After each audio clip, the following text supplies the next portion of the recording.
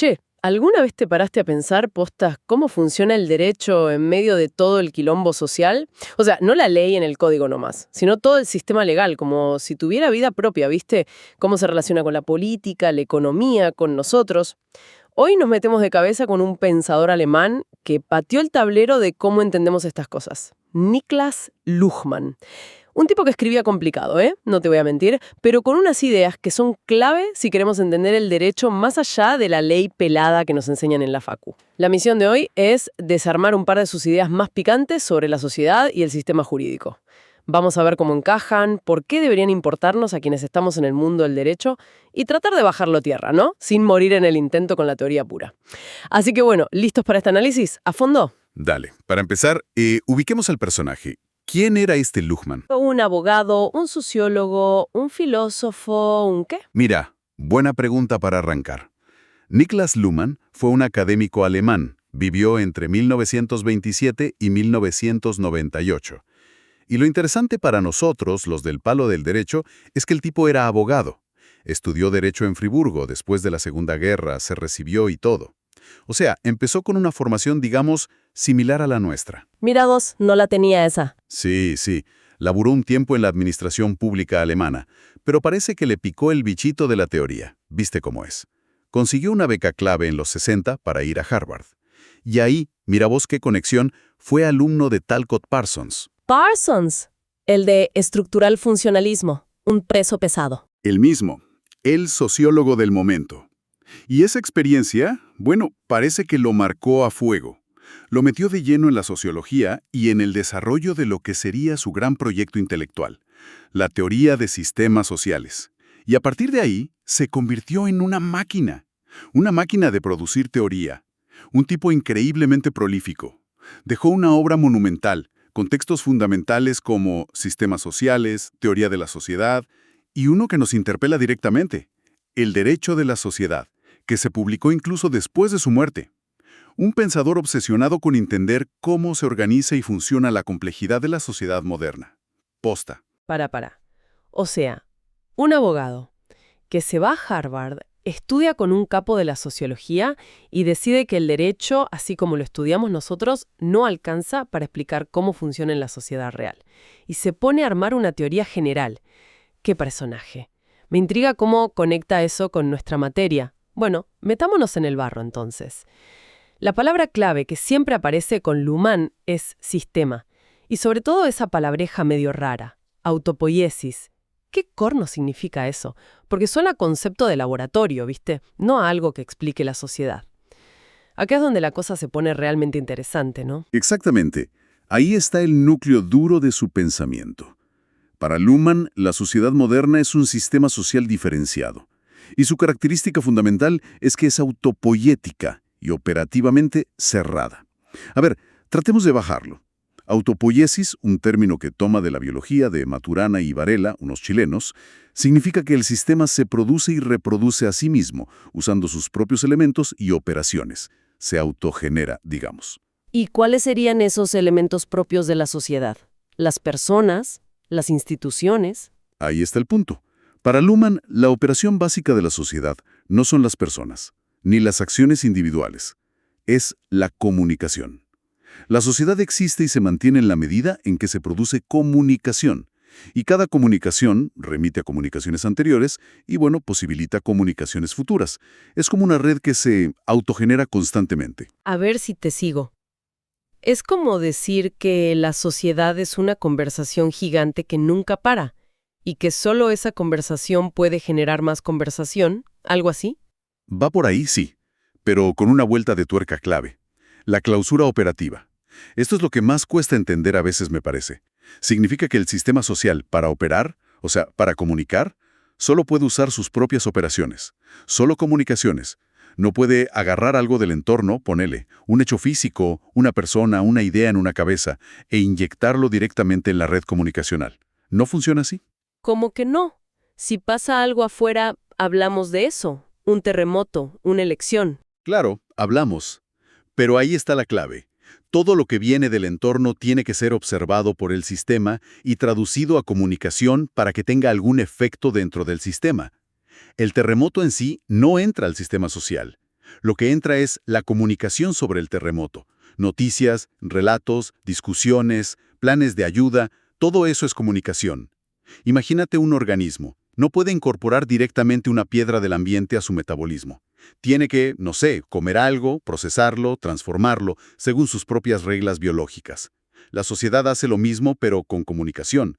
Observa el entorno, otras sociedades, la naturaleza, las psiquis humanas, y lo tematiza en sus comunicaciones. Lo convierte en tema de conversación, digamos. Ok, cerrado operativamente entonces no es que esté aislado en un topper, sino que tiene su propia forma de procesar lo que pasa afuera, usando solo comunicación, su propio lenguaje, por decirlo así. Exacto. Opera con sus propios códigos internos. Pero entonces, si solo se mira a sí mismo para funcionar, ¿cómo se adapta? ¿No corre el riesgo de quedarse en su mambo y chocar contra la realidad? ¿O de no responder a lo que pasa afuera? Excelente punto. Y acá Luhmann era bastante provocador y, si querés, un poco pesimista. Él decía que la autopoiesis y la clausura operativa no garantizan para nada una adaptación exitosa ni el progreso. Es simplemente la forma en que el sistema funciona. Nada más. Un sistema puede ser perfectamente autopoiético y estar yéndose al tacho. Puede seguir comunicando sobre sus propios problemas sin resolverlos. O sea, no es una garantía de éxito. Para nada. De hecho, él era muy crítico de esa idea medio fácil de que los sistemas sociales siempre tienden a adaptarse positivamente al entorno. Veía que la sociedad moderna, justamente por su complejidad y diferenciación, genera cada vez más riesgos ecológicos, económicos, tecnológicos, que no sabe bien cómo manejar. La autopoiesis explica cómo sigue andando la rueda de la comunicación, pero no asegura que esa rueda nos lleve a buen puerto. Es una descripción del mecanismo, no una receta para el éxito, ni una promesa de final feliz. Entiendo. Es como describir el motor de un auto. Te explico cómo funciona, pero eso no te dice si el auto va a chocar o si va a llegar a destino. La autopoiesis es el cómo funciona, no el qué tan bien funciona. Tal cual. Esa es una buena analogía. Bien, creo que la idea general de la sociedad como sistema de comunicación cerrado operativamente va quedando. Ahora la pregunta que nos quema a nosotros. ¿Y el derecho? ¿Dónde entra en este esquema? ¿Es solo una comunicación más dentro del gran sistema social? Exacto, esa es la pregunta clave para nosotros. Y la respuesta de Luhmann es fascinante y, la verdad, bastante contraintuitiva para la visión tradicional del derecho. Primero, sí, el derecho opera dentro del sistema social. O sea, cada sentencia, cada ley, cada contrato, cada demanda. Son comunicaciones sociales. Usan el lenguaje, se difunden, generan otras comunicaciones. En ese sentido, el derecho es parte de esa gran red comunicacional de la sociedad. Juega en esa cancha. Hasta ahí, más o menos lógico. Pero, y este es el gran pero lumaniano, el derecho en la sociedad moderna se ha diferenciado funcionalmente. Se ha convertido en un subsistema social con su propia autopoiesis. Otro sistema adentro del sistema, con su propia autopoiesis. Justamente. ¿Y cómo logra eso? ¿Cómo se independiza operativamente del resto de las comunicaciones sociales, como la política, la economía, la moral? Bueno, lo logra creando y aplicando de manera exclusiva un código binario propio. Un código que solo usa el derecho. Un código binario, como las computadoras. Algo así. Es la distinción jurídico-no jurídico. O si preferís una versión más de entrecasa más nuestra. Legal-ilegal, lícito-ilícito, conforme a derecho, contrario a derecho. Este código es la clave de bóveda de la autonomía del sistema jurídico. La posta está ahí. A ver, o sea que el derecho, para funcionar como sistema propio, inventa esta especie de anteojos con dos colores. Todo lo que mira lo clasifica como legal o ilegal. Y solo le importa eso. Se desentiende de si algo es bueno, malo, útil, inútil, verdadero o falso. Exactamente. Esa es la radicalidad de la idea. El sistema jurídico se cierra operativamente sobre ese código. Cuando observa un conflicto, una situación, una norma, la pregunta fundamental que se hace no ¿es esto justo? Esa sería la pregunta de la moral. Tampoco pregunta ¿es esto eficiente?, que sería la de la economía. Ni ¿es esto políticamente conveniente?, la de la política. No. La pregunta operativa del derecho, la que dispara sus operaciones ¿es esto conforme a derecho o contrario a derecho, según mis propias normas y procedimientos? Punto. Wow. Es fuerte la idea. Sí, lo es. Por eso Luhmann usa esa metáfora que a veces suena rara, la del derecho como una máquina cibernética dentro de otra máquina cibernética.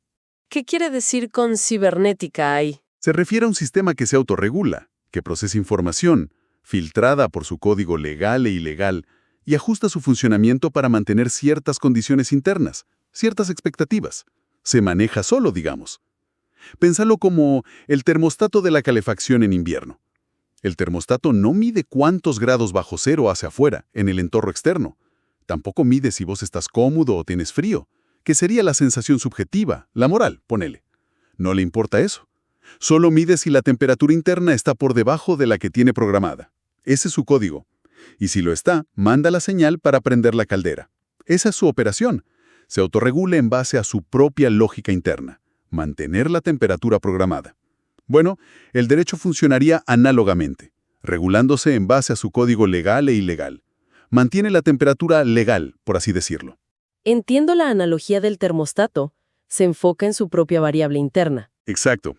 Y esta clausura operativa, basada en el código, es lo que le diferencia del entorno interno de la sociedad.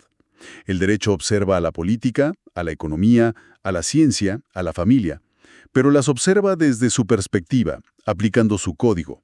Traduce los problemas y demandas de esos otros sistemas a la pregunta: ¿esto tiene una consecuencia jurídica? ¿Es legal o ilegal? Y solo opera en base a esa traducción. Arma su propio rancho. Potente la idea. El derecho como un sistema, con su propio idioma, su propia lógica binaria, medio aislado en su torre de marfil legal, observando al resto de la sociedad, pero sin mezclarse del todo. Ahora, acá viene la pregunta del millón, la que nos hacemos todos en la facu, me parece. Si es tan así, tan abstracto, tan cerrado, ¿para qué nos sirve saber esto? ¿Cómo me ayuda a mí, que estoy estudiando para ser abogado, o fiscal o juez, entender esta teoría que parece tan alejada del Código Civil o penal? ¿Qué significa todo esto para el laburo nuestro de todos los días? ¿Le encontramos la vuelta práctica? Mira, es la pregunta lógica. Y aunque parezca teoría pura, súper abstracta, entender esto tiene efectos prácticos muy importantes en cómo vemos y ejercemos el derecho. En serio. Primero, te ayuda a entender por qué el derecho a veces parece tan el mismo. ¿Viste cuando decimos el derecho va por otro lado, o la justicia es lenta, o esto legalmente es así, aunque nos parezca injusto? Esa sensación. Sí, totalmente. La típica frustración. Bueno, Luhmann te diría, claro, no es solo porque los operadores jurídicos sean malos o vivan en un termo, es porque el sistema jurídico tiene que operar con su propia lógica legal e ilegal. Tiene sus propios tiempos, los tiempos procesales, sus propios procedimientos, que son formales. No puede simplemente agarrar una necesidad social urgente o una decisión política y aplicarla sin más. No puede. Necesita traducirla a su código, procesarla según sus reglas. Y en esa traducción, inevitablemente, algo se filtra, algo se demora, algo se transforma. Entender esto te ayuda a manejar la frustración, quizás, y a ser más realista sobre lo que se puede esperar del derecho.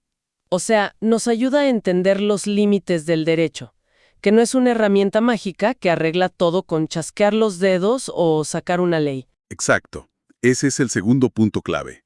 Nos ayuda a entender la función principal del derecho en sociedades complejas como la nuestra. Quizás no sea tanto dirigir la sociedad o resolver todos los conflictos de raíz como a veces pensamos ingenuamente. Según Luhmann, su función primordial es estabilizar expectativas normativas. Estabilizar expectativas normativas. ¿Cómo sería eso en criollo? Que el derecho, al aplicar consistentemente su código legal, reduce la enorme complejidad e incertidumbre del mundo social. Te da cierta previsibilidad. Te dice qué podés esperar vos que hagan los demás y qué pueden esperar los demás que hagas vos en términos legales. Te da un marco de referencia. Por ejemplo, si firmas un contrato, el derecho estabiliza la expectativa de que ambas partes, más o menos, cumplirán o que habrá consecuencias jurídicas si no lo hacen. Baja la incertidumbre. Procesa los conflictos bajo su código específico y al hacerlo permite que los otros sistemas, la economía, la política, la ciencia, funcionen con un mínimo de previsibilidad respecto a qué es lícito y qué no. Les da un marco, una referencia. Aunque esa referencia, vista desde la economía o la política, pueda parecer ineficiente o inoportuna, El derecho ofrece esa estabilidad, a su manera. Su función es esa. Claro, como saber que aunque me pelee con mi vecino, hay unas reglas de juego legales sobre medianeras o ruidos molestos que más o menos sé cómo funcionan, independientemente de si nos llevamos bien o mal. Reduce la incertidumbre de todo vale. Precisamente. Y el tercer punto práctico, que me parece importante para estudiantes, te da una mirada mucho más crítica y sofisticada sobre la intervención jurídica, sobre el hacer leyes o aplicar el derecho. Te saca de la ingenuidad de creer que sacamos esta ley para arreglar X problema social y listo, problema resuelto. La famosa ley para todo. Tal cual.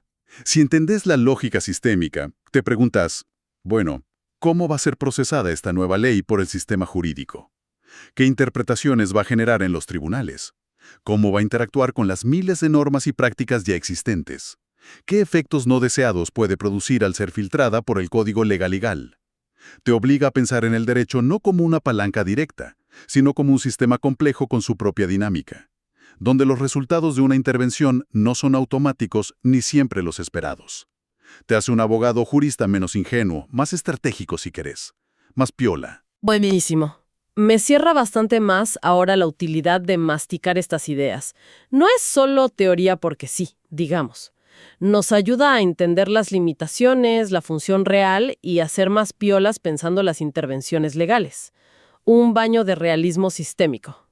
Bueno, fue un viaje intenso por el universo Luhmann, ¿no?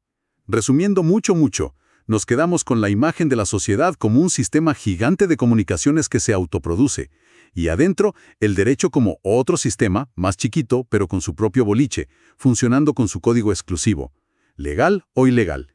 Un sistema que, para operar, necesita diferenciarse y cerrarse sobre su propia lógica. Exacto, creo que capturaste la esencia. La diferenciación funcional y la clausura operativa mediante el código binario son las ideas centrales para entender su visión del derecho.